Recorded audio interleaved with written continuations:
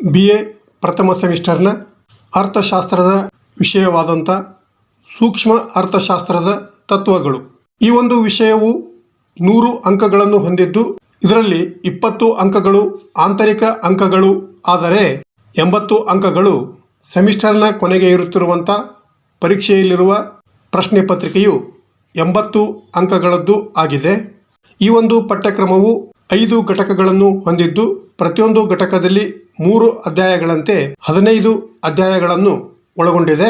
ಇವುಗಳನ್ನು ಒಂದೊಂದಾಗಿ ನೋಡೋಣ.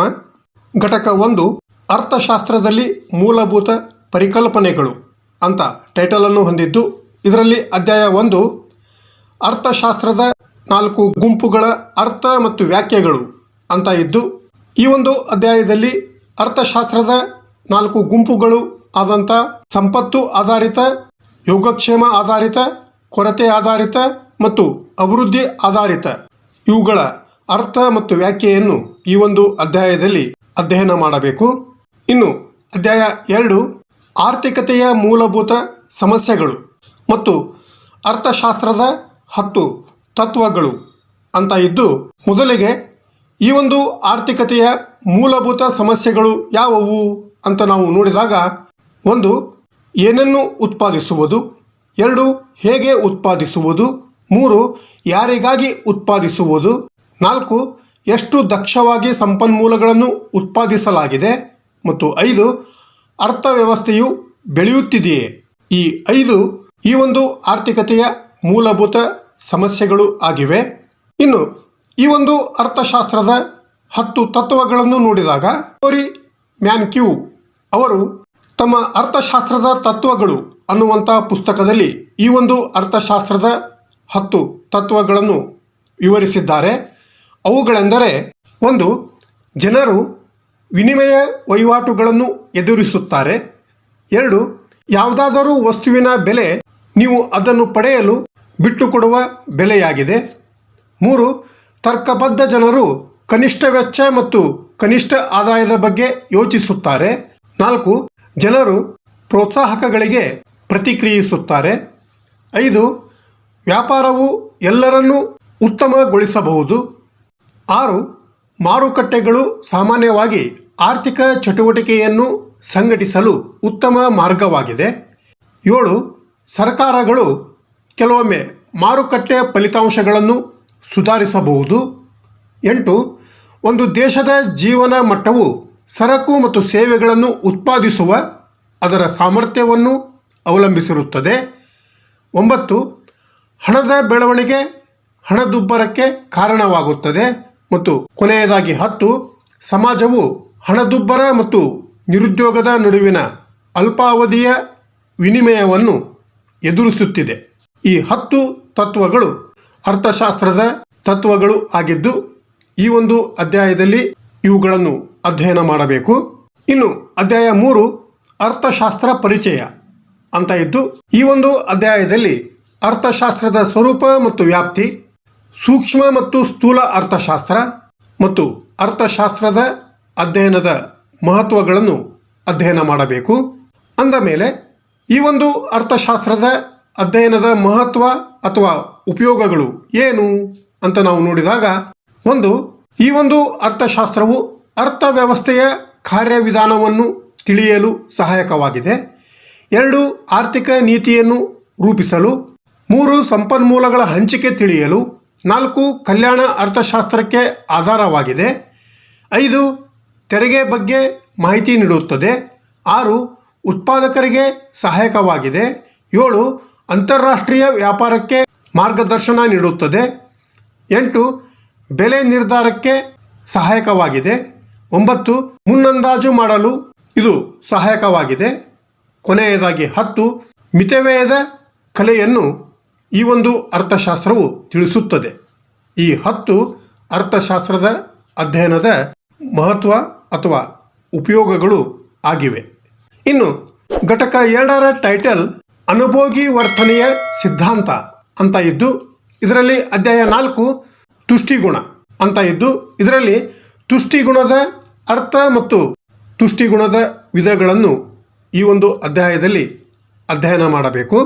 ಇನ್ನು ಅಧ್ಯಾಯ 5 ಸಂಖ್ಯಾಸೂಚಕ ತುಷ್ಟಿಗುಣ ವಿಶ್ಲೇಷಣೆ ಅಂತ ಇದ್ದು ಇದರಲ್ಲಿ ಇಳಿಮುಖ ಅಂಚಿನ ತುಷ್ಟಿಗುಣದ ನಿಯಮ, ಸಮ ಅಂಚಿನ ತುಷ್ಟಿಗುಣದ ನಿಯಮ ಮತ್ತು ಅನುಭೋಗಿಯ ಅಧಿಕ ತೃಪ್ತಿ ಈ ಒಂದು ವಿಷಯಗಳನ್ನು ಅಧ್ಯಯನ ಮಾಡಬೇಕು. ಇನ್ನು ಅಧ್ಯಾಯ 6 ಸಾಮಾನ್ಯ ತುಷ್ಟಿಗುಣದ ವಿಶ್ಲೇಷಣೆ ಅಂತ ಇದ್ದು ಇದರಲ್ಲಿ ಉಪೇಕ್ಷಿತ ವಕ್ರರೇಖೆಯ ವಿಶ್ಲೇಷಣೆ ಅಂತ ಇದ್ದು ಇಲ್ಲಿ ಉಪೇಕ್ಷಿತ ವಕ್ರರೇಖೆಯ ಅರ್ಥ ಮತ್ತು ಗುಣಲಕ್ಷಣಗಳನ್ನು ಅಧ್ಯಯನ ಮಾಡಬೇಕು. ಅಂದ ಮೇಲೆ ಈ ಒಂದು ಉಪೇಕ್ಷಿತ ವಕ್ರರೇಖೆಯ ಗುಣಲಕ್ಷಣಗಳು ಎಂದರೆ 1. ಎಡದಿಂದ ಬಲಕ್ಕೆ ಇಳಿಮುಖವಾಗುತ್ತದೆ. 2. ಮೂಲವಾದ ಶೂನ್ಯ ಬಿಂದುವಿನ ಕಡೆಗೆ ಹೊರಬಾಗಿರುತ್ತದೆ. 3. ಉಪೇಕ್ಷಿತ ರೇಖೆಗಳು ಒಂದನ್ನೊಂದು ಛೇದಿಸುವುದಿಲ್ಲ. 4. ಬಲಭಾಗದಲ್ಲಿ ಮೇಲ್ಮಟ್ಟದಲ್ಲಿರುವ ಉಪೇಕ್ಷಿತ ರೇಖೆಯು ಹೆಚ್ಚಿನ ಮಟ್ಟದ ತೃಪ್ತಿಯನ್ನು ತೋರಿಸುತ್ತದೆ. 5. ಉಪೇಕ್ಷಿತ ರೇಖೆಗಳು ಸಮಾನಾಂತರವಾಗಿರಬೇಕೆಂದೇನೂ ಇಲ್ಲ. ಮತ್ತು ಕೊನೆಯದಾಗಿ 6. ಉಪೇಕ್ಷಿತ ರೇಖೆಗಳು ಅಕ್ಷಗಳನ್ನು ಸ್ಪರ್ಶಿಸುವುದಿಲ್ಲ. ಈ 6 ಉಪೇಕ್ಷಿತ ವಕ್ರರೇಖೆಯ ಗುಣಲಕ್ಷಣಗಳು ಆಗಿದ್ದು ಇದೇ ಅಧ್ಯಾಯದಲ್ಲಿ ಆದಾಯ ರೇಖೆ ಮತ್ತು ಅನುಭೋಗಿಯ ಸಮತೋಲನ ಇದರಲ್ಲಿ ಬೆಲೆ ಪರಿಣಾಮ, ಆದಾಯದ ಪರಿಣಾಮ ಮತ್ತು ಬದಲಿಕೆಯ ಅಥವಾ ಪರ್ಯಾಯ ಪರಿಣಾಮಗಳು ಯಾವುವು ಎಂಬುದರ ಬಗ್ಗೆ ಅಧ್ಯಯನ ಮಾಡಬೇಕು. ಇನ್ನು ಘಟಕ 3 ಬೇಡಿಕೆ ಮತ್ತು ಪೂರೈಕೆ ಅಂತ ಇದ್ದು ಇದರಲ್ಲಿ ಅಧ್ಯಾಯ 7 ಬೇಡಿಕೆ. ಈ ಒಂದು ಅಧ್ಯಾಯದಲ್ಲಿ ಬೇಡಿಕೆಯ ಅರ್ಥ, ನಿಯಮ, ಬೇಡಿಕೆಯಲ್ಲಿನ ಬದಲಾವಣೆಗಳು ಮತ್ತು ಬೇಡಿಕೆಯ ಪ್ರಮಾಣದಲ್ಲಿ ಬದಲಾವಣೆಗಳನ್ನು ಅಧ್ಯಯನ ಮಾಡುವುದರ ಜೊತೆಗೆ ಬೇಡಿಕೆಯನ್ನು ನಿರ್ಧರಿಸುವ ಅಂಶಗಳು ಅಥವಾ ಸಂಗತಿಗಳು ಯಾವುವು ಎಂಬುದನ್ನು ಸಹ ಅಧ್ಯಯನ ಮಾಡಬೇಕು. ಅಂದ ಮೇಲೆ ಈ ಒಂದು ಬೇಡಿಕೆಯನ್ನು ನಿರ್ಧರಿಸುವಂಥ ಅಂಶಗಳು ಎಂದರೆ 1. ಜನಸಂಖ್ಯೆ, 2. ಹವಾಮಾನದಲ್ಲಿ ಬದಲಾವಣೆ, 3. ಜನರ ಆದಾಯ, 4. ಆಸಕ್ತಿ ಮತ್ತು ಅಭಿರುಚಿಯಲ್ಲಿ ಬದಲಾವಣೆ, 5. ಆದಾಯದ ಹಂಚಿಕೆ, 6. ಬದಲಿ ವಸ್ತುಗಳು, 7. ಪೂರಕ ವಸ್ತುಗಳು, 8. ಜಾಹೀರಾತುಗಳು, 9. ನಿರೀಕ್ಷೆಗಳು, 10. ಉಳಿತಾಯ ಪ್ರವೃತ್ತಿ ಮತ್ತು ಕೊನೆಯದಾಗಿ 11 ಸರ್ಕಾರದ ನೀತಿಯಾಗಿದ್ದು ಇವು ಬೇಡಿಕೆಯನ್ನು ನಿರ್ಧರಿಸುವಂಥ ಅಂಶಗಳು ಅಥವಾ ಸಂಗತಿಗಳು ಆಗಿದ್ದು ಇವುಗಳನ್ನು ಈ ಒಂದು ಅಧ್ಯಾಯದಲ್ಲಿ ಅಭ್ಯಾಸ ಮಾಡಬೇಕು. ಇನ್ನು ಅಧ್ಯಾಯ 8 ಪೂರೈಕೆ ಅಂತ ಇದ್ದು ಈ ಒಂದು ಅಧ್ಯಾಯದಲ್ಲಿ ಪೂರೈಕೆಯ ಅರ್ಥ, ನಿಯಮ ಮತ್ತು ಪೂರೈಕೆಯನ್ನು ನಿರ್ಧರಿಸುವ ಅಂಶಗಳು ಆದಂಥ 1. ಉತ್ಪಾದನಾ ಕ್ರಮದ ಬದಲಾವಣೆ, 2. ಉತ್ಪಾದನಾ ಸಾಧನಗಳ ಪೂರೈಕೆ, 3. ಹವಾಮಾನ ಬದಲಾವಣೆ, 4. ಸಾರಿಗೆ ಸೌಲಭ್ಯ, 5. ಸರ್ಕಾರದ ನೀತಿ ಮತ್ತು 6. ರಾಜಕೀಯ ಸ್ಥಿರತೆಗಳನ್ನು ಅಧ್ಯಯನ ಮಾಡಬೇಕು. ಅಲ್ಲದೆ ಪೂರೈಕೆಯ ಸ್ಥಿತಿಸ್ಥಾಪಕತ್ವ ಮತ್ತು ಪೂರೈಕೆಯ ಸ್ಥಿತಿಸ್ಥಾಪಕತ್ವ ಅಳೆಯುವುದು ಇವುಗಳನ್ನು ಈ ಒಂದು ಅಧ್ಯಾಯದಲ್ಲಿ ಅಧ್ಯಯನ ಮಾಡಬೇಕು. ಇನ್ನು ಅಧ್ಯಾಯ 9 ಬೇಡಿಕೆಯ ಸ್ಥಿತಿಸ್ಥಾಪಕತ್ವ ಅಂತ ಇದ್ದು ಇದರಲ್ಲಿ ಬೇಡಿಕೆಯ ಸ್ಥಿತಿಸ್ಥಾಪಕತ್ವದ ಅರ್ಥ ಮತ್ತು ಈ ಒಂದು ಬೇಡಿಕೆಯ ಸ್ಥಿತಿಸ್ಥಾಪಕತ್ವದ ವಿಧಗಳು ಆದಂಥ 1. ಬೆಲೆಯ ಬೇಡಿಕೆಯ ಸ್ಥಿತಿಸ್ಥಾಪಕತ್ವ ಮಾಪನ ಮಾಡುವುದು. ಇದರಲ್ಲಿ 4 ಇವೆ. 1. ಪ್ರತಿಶತ ಪದ್ಧತಿ, 2. ಬಿಂದು ವಿಧಾನ ಪದ್ಧತಿ, 3. ಒಟ್ಟು ವೆಚ್ಚದ ಪದ್ಧತಿ ಮತ್ತು 4. ಚಾಪ ವಿಧಾನ ಅಂತ ಇದ್ದು ಇನ್ನು ಈ ಒಂದು ಬೇಡಿಕೆಯ ಸ್ಥಿತಿಸ್ಥಾಪಕತ್ವದ 2ನೇ ವಿಧವಾದಂಥ ಆದಾಯದ ಬೇಡಿಕೆಯ ಸ್ಥಿತಿಸ್ಥಾಪಕತ್ವ. ಇದರಲ್ಲಿ 1. ಹೆಚ್ಚು ಸ್ಥಿತಿಸ್ಥಾಪಕತ್ವದ ಬೇಡಿಕೆ, 2. ಸ್ಥಿತಿಸ್ಥಾಪಕತ್ವದ ಬೇಡಿಕೆ, 3. ಸಮ ಸ್ಥಿತಿಸ್ಥಾಪಕತ್ವದ ಬೇಡಿಕೆ, 4. ಋಣಾತ್ಮಕ ಸ್ಥಿತಿಸ್ಥಾಪಕತ್ವದ ಬೇಡಿಕೆ ಮತ್ತು 5. ಸ್ಥಿತಿಸ್ಥಾಪಕವಿಲ್ಲದ ಬೇಡಿಕೆಯಾಗಿದೆ. ಇನ್ನು ಬೇಡಿಕೆ ಸ್ಥಿತಿಸ್ಥಾಪಕತ್ವದ 3ನೇ ವಿಧ ಬೇಡಿಕೆಯ ಅಡ್ಡ ಸ್ಥಿತಿಸ್ಥಾಪಕತ್ವ ಅಂತ ಇದ್ದು ಇದರಲ್ಲಿ 1. ಬದಲಿ ವಸ್ತುಗಳ ಸ್ಥಿತಿಸ್ಥಾಪಕತ್ವ ಮತ್ತು 2. ಪೂರಕ ವಸ್ತುಗಳ ಸ್ಥಿತಿಸ್ಥಾಪಕತ್ವ ಅಂತ ಇದ್ದು ಈ 3 ಬೇಡಿಕೆಯ ಸ್ಥಿತಿಸ್ಥಾಪಕತ್ವದ ವಿಧಗಳನ್ನು ಈ ಒಂದು ಅಧ್ಯಾಯದಲ್ಲಿ ಅಧ್ಯಯನ ಮಾಡಬೇಕು. ಇನ್ನು ಘಟಕ 4 ಉತ್ಪಾದನೆ, ವೆಚ್ಚ ಮತ್ತು ಮಾರುಕಟ್ಟೆಯ ರಚನೆ ಅಂತ ಟೈಟಲನ್ನು ಹೊಂದಿದ್ದು ಇದರಲ್ಲಿ ಅಧ್ಯಾಯ 10 ಉತ್ಪಾದನೆ. ಇದರಲ್ಲಿ ಉತ್ಪಾದನೆಯ ಅರ್ಥ, ಉತ್ಪಾದನಾ ಬಿಂಬಕ, ಬದಲಾಗುವ ಪ್ರಮಾಣಗಳ ನಿಯಮ ಮತ್ತು ಪ್ರತಿಫಲನದ ನಿಯಮಗಳು ಆದಂಥ ಇಳಿಕೆಯ ಪ್ರತಿಫಲನ ನಿಯಮ, ಸ್ಥಿರ ಪ್ರತಿಫಲನ ನಿಯಮ ಮತ್ತು ಏರಿಕೆಯ ಪ್ರತಿಫಲನ ನಿಯಮಗಳನ್ನು ಅಧ್ಯಯನ ಮಾಡುವುದರ ಜೊತೆಗೆ ಪ್ರಮಾಣದ ಉತ್ಪಾದನೆಯ ಮಿತವ್ಯಯಗಳು ಮತ್ತು ಅಪವ್ಯಯಗಳ ಬಗ್ಗೆ ಈ ಒಂದು ಅಧ್ಯಾಯದಲ್ಲಿ ಅಧ್ಯಯನ ಮಾಡಬೇಕು. ಅಧ್ಯಾಯ 11 ಆದಾಯ ಮತ್ತು ವೆಚ್ಚದ ಪರಿಕಲ್ಪನೆಗಳು ಅಂತ ಇದ್ದು, ಮೊದಲಿಗೆ ಈ ಒಂದು ಆದಾಯದ ಪರಿಕಲ್ಪನೆಗಳ ಬಗ್ಗೆ ನೋಡಿದಾಗ ಇದರಲ್ಲಿ ಆದಾಯದ ಪ್ರಕಾರಗಳು ಆದಂಥ ಒಟ್ಟು ಆದಾಯ, ಸರಾಸರಿ ಆದಾಯ ಮತ್ತು ಅಂಚಿನ ಆದಾಯಗಳು ಅಂತ ಇದ್ದು, ಇನ್ನು ವೆಚ್ಚದ ಪರಿಕಲ್ಪನೆ ಇದರಲ್ಲಿ ಉತ್ಪಾದನಾ ವೆಚ್ಚದ ಅರ್ಥ ಅಲ್ಪಾವಧಿ ವೆಚ್ಚ ಮತ್ತು ದೀರ್ಘಾವಧಿ ವೆಚ್ಚ ಮತ್ತು ಸಂಖ್ಯಾತ್ಮಕ ಉದಾಹರಣೆಗಳೊಂದಿಗೆ ವೆಚ್ಚದ ವಿಧಗಳನ್ನು ಅಧ್ಯಯನ ಮಾಡಬೇಕು. ಅಂದ ಮೇಲೆ ಸಂಖ್ಯಾತ್ಮಕ ಉದಾಹರಣೆಗಳೊಂದಿಗೆ ವೆಚ್ಚದ ವಿಧಗಳು ಒಟ್ಟು 12 ಇದ್ದು, ಈ 12 ವೆಚ್ಚದ ವಿಧಗಳನ್ನು ಈ ಒಂದು ಅಧ್ಯಾಯದಲ್ಲಿ ಅಭ್ಯಾಸ ಮಾಡಬೇಕು.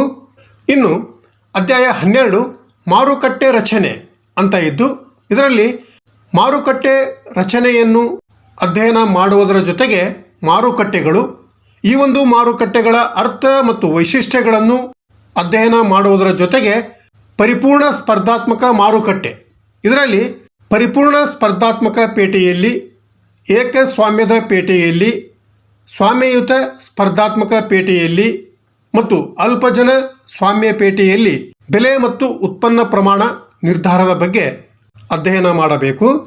ಅಲ್ಲದೆ ಇದೇ ಅಧ್ಯಾಯದಲ್ಲಿ ದ್ವಿಜನ ಸ್ವಾಮ್ಯ, ಏಕಸ್ವಾಮ್ಯ, ದ್ವಿಸ್ವಾಮ್ಯಯುತ ಮತ್ತು ಅಲ್ಪಜನ ಸ್ವಾಮ್ಯ ಮಾರುಕಟ್ಟೆಯ ಅರ್ಥವನ್ನು ಅಧ್ಯಯನ ಮಾಡುವುದರ ಜೊತೆಗೆ ಕೊನೆಯದಾಗಿ ಬೆಲೆ ನಿಗದಿ ತಂತ್ರಗಳು ಆದಂಥ ಈ 10 ಬೆಲೆ ನಿಗದಿ ತಂತ್ರಗಳನ್ನು ಈ ಒಂದು ಅಧ್ಯಾಯದಲ್ಲಿ ಅಧ್ಯಯನ ಮಾಡಬೇಕು. ಇನ್ನು ಕೊನೆಯ ಘಟಕ 5 ವಿತರಣೆಯ ಸಿದ್ಧಾಂತ ಅಂತ ಇದ್ದು, ಇದರಲ್ಲಿ ಅಧ್ಯಾಯ 13 ವಿತರಣೆಯ ಸಿದ್ಧಾಂತದ ಅರ್ಥ ಮತ್ತು ಸಿದ್ಧಾಂತಗಳು ಅಂತ ಟೈಟಲನ್ನು ಹೊಂದಿದ್ದು, ಈ ಒಂದು ಅಧ್ಯಾಯದಲ್ಲಿ ವಿತರಣೆಯ ಸಿದ್ಧಾಂತದ ಅರ್ಥ ಮತ್ತು ವಿತರಣೆಯ ಸಿದ್ಧಾಂತಗಳು ಆದಂಥ ಅಂಚಿನ ಉತ್ಪಾದಕತೆಯ ವಿತರಣಾ ಸಿದ್ಧಾಂತ ಮತ್ತು ವಿತರಣೆಯ ಆಧುನಿಕ ಸಿದ್ಧಾಂತಗಳ ಬಗ್ಗೆ ಅಧ್ಯಯನ ಮಾಡಬೇಕು. ಇನ್ನು ಅಧ್ಯಾಯ 14 ಬಾಡಿಗೆ ಮತ್ತು ವೇತನ ಅಂತ ಇದ್ದು, ಇದರಲ್ಲಿ ಬಾಡಿಗೆಯ ಅರ್ಥ, ಬಾಡಿಗೆಯ ಪರಿಕಲ್ಪನೆಗಳು ಆದಂಥ ರಿಕಾರ್ಡೋರವರ ಬಾಡಿಗೆ ಸಿದ್ಧಾಂತ ಮತ್ತು ಬಾಡಿಗೆಯ ಆಧುನಿಕ ಸಿದ್ಧಾಂತಗಳನ್ನು ಅಧ್ಯಯನ ಮಾಡುವುದರ ಜೊತೆಗೆ ವೇತನ ಅಂದರೆ ಕೂಲಿ, ಇದರಲ್ಲಿ ಜೀವನಾಧಾರ ಸಿದ್ಧಾಂತ ಮತ್ತು ವೇತನ ನಿಧಿ ಸಿದ್ಧಾಂತಗಳ ಬಗ್ಗೆ ಅಧ್ಯಯನ ಮಾಡಬೇಕು. ಇನ್ನು ಕೊನೆಯ ಅಧ್ಯಾಯ 15 ಬಡ್ಡಿ ಮತ್ತು ಲಾಭ ಅಂತ ಇದ್ದು, ಇದರಲ್ಲಿ ಬಡ್ಡಿಯ ಅರ್ಥ ಮತ್ತು ಬಡ್ಡಿಯ ಸಿದ್ಧಾಂತಗಳು ಆದಂಥ ಸಾಲ ನಿಧಿಯ ಬಡ್ಡಿ ಸಿದ್ಧಾಂತ ಮತ್ತು ದ್ರವತ್ವದೊಲವಿನ ಬಡ್ಡಿ ಸಿದ್ಧಾಂತಗಳ ಬಗ್ಗೆ ಅಧ್ಯಯನ ಮಾಡುವುದರ ಜೊತೆಗೆ ಲಾಭದ ಅರ್ಥ ಮತ್ತು ಲಾಭದ ಸಿದ್ಧಾಂತಗಳು ಆದಂಥ ಚಲನಾತ್ಮಕ ಲಾಭದ ಸಿದ್ಧಾಂತ, ಗಂಡಾಂತರದ ಲಾಭದ ಸಿದ್ಧಾಂತ, ಅನಿಶ್ಚಿತತೆಯ ಲಾಭದ ಸಿದ್ಧಾಂತ ಮತ್ತು ನಾವೀನ್ಯತೆಯ ಲಾಭದ ಸಿದ್ಧಾಂತಗಳ ಬಗ್ಗೆ ಅಧ್ಯಯನ ಮಾಡಬೇಕು. ಇನ್ನು ಈ ಒಂದು ವಿಷಯಕ್ಕೆ ಸಂಬಂಧಪಟ್ಟಂಥ ಪುಸ್ತಕಗಳ ಯಾದಿಯನ್ನು ನಾವು ಇಲ್ಲಿ ನೋಡಬಹುದು. ಇನ್ನು ಈ ಒಂದು ವಿಷಯದ ಆಂತರಿಕ ಅಂಕಗಳನ್ನು ನೋಡಿದಾಗ ಪ್ರತಿ ಟೆಸ್ಟಿಗೆ 5 ಅಂಕಗಳಂತೆ 2 ಟೆಸ್ಟಿಗೆ 10 ಅಂಕಗಳು ಆಗಿದ್ದು, ಅಸೈನ್ಮೆಂಟಿಗೆ 10 ಅಂಕಗಳು ಇದ್ದು ಒಟ್ಟಾರೆ 20 ಅಂಕಗಳನ್ನು ಹೊಂದಿದೆ. ಇನ್ನು ಇದರ ಒಂದು ಮಾದರಿ ಪ್ರಶ್ನೆ ಪತ್ರಿಕೆಯನ್ನು ನೋಡಿದಾಗ ಈ ಒಂದು ಪ್ರಶ್ನೆ ಪತ್ರಿಕೆಯು 80 ಅಂಕಗಳನ್ನು ಹೊಂದಿದ್ದು 3 ಗಂಟೆಯ ಪರೀಕ್ಷಾ ಅವಧಿಯನ್ನು ಹೊಂದಿದೆ. ಇದರಲ್ಲಿ 3 ವಿಭಾಗಗಳಿದ್ದು, ವಿಭಾಗ ಎದಲ್ಲಿ 5 ಪ್ರಶ್ನೆಗಳು ಇರುತ್ತವೆ. ಪ್ರತಿಯೊಂದಕ್ಕೆ 2 ಅಂಕಗಳಂತೆ 10 ಅಂಕಗಳು. ಆದರೆ ಭಾಗ ಬಿಯಲ್ಲಿ ಪ್ರಶ್ನೆ ಸಂಖ್ಯೆ 6ರಿಂದ 15ರವರೆಗೆ ಒಟ್ಟು 10 ಪ್ರಶ್ನೆಗಳಿದ್ದು, ಇದರಲ್ಲಿ 8 ಪ್ರಶ್ನೆಗಳಿಗೆ ಮಾತ್ರ ಉತ್ತರಿಸಬೇಕು. ಪ್ರತಿಯೊಂದು ಪ್ರಶ್ನೆಗೆ 5 ಅಂಕಗಳಂತೆ 8 ಪ್ರಶ್ನೆಗಳಿಗೆ 40 ಅಂಕಗಳು ಆಗಿವೆ. ಇನ್ನು ಕೊನೆಯದಾಗಿ ಭಾಗ ಸಿ, ಇದರಲ್ಲಿ ಪ್ರಶ್ನೆ ಸಂಖ್ಯೆ 16ರಿಂದ 19 ಅಂತ ಇದ್ದು, ಇದರಲ್ಲಿ 4 ಪ್ರಶ್ನೆಗಳು ಇರುತ್ತವೆ. ಅವುಗಳಲ್ಲಿ 3 ಪ್ರಶ್ನೆಗಳಿಗೆ ಮಾತ್ರ ಉತ್ತರಿಸಬೇಕು. ಪ್ರತಿಯೊಂದು ಪ್ರಶ್ನೆಗೆ 10 ಅಂಕಗಳಂತೆ 30 ಅಂಕಗಳನ್ನು ಹೊಂದಿದೆ. ಒಟ್ಟಾರೆ ಈ ಒಂದು ಪ್ರಶ್ನೆ ಪತ್ರಿಕೆಯು 80 ಅಂಕಗಳದ್ದು ಆಗಿದ್ದು, ಮುಂದಿನ ಕ್ಲಾಸಿನೊಂದಿಗೆ ಮತ್ತೆ ಭೇಟಿಯಾಗೋಣ. Thank you.